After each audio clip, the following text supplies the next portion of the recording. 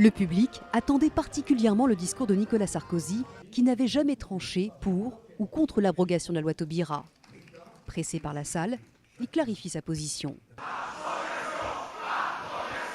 S'il vous plaît, le temps est compté. Quand on dit qu'elle doit être réécrite de fond en comble, bon, si vous préférez qu'on dise qu'on doit l'abroger pour en faire une autre, en français ça veut dire la même chose, mais ça aboutit au même résultat. Enfin, donc ça ne sert à rien de dire qu'on est contre la GPA ou contre la PMA si on n'abroge pas la loi Taubira, puisque la loi Taubira, justement, conduira à cela. Nicolas Sarkozy est alors immédiatement ovationné par le public, sous le regard furieux d'Hervé Mariton.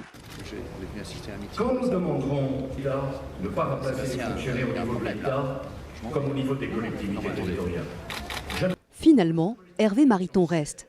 Mais il sait désormais qu'il n'est plus le seul favori de ces 2000 membres du Sens commun, ces anciens militants anti-mariage pour tous.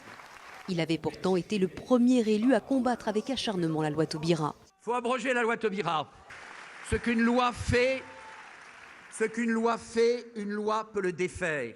Bruno Le Maire, le troisième candidat, lui se démarque totalement en réaffirmant qu'il n'y aura jamais d'abrogation de la loi Taubira sous les huées de la salle.